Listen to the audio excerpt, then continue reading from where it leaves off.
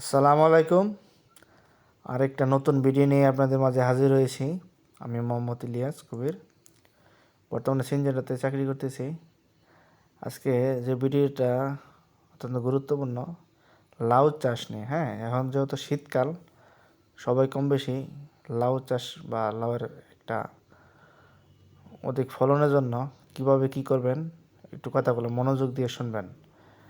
লাউয়ের যে মাদার মধ্যে প্রত্যেকটা মাদায় কমপক্ষে 4টা করে বীজ দিবেন।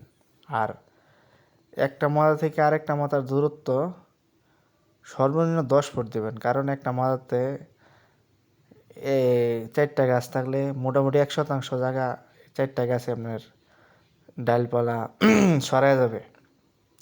আর অবশ্যই কিছুদিন পর পরই যখন 1 ফুট উঁচু হবে তখন ছত্রাকনাশক আর কীটনাশক ব্যবহার করবেন।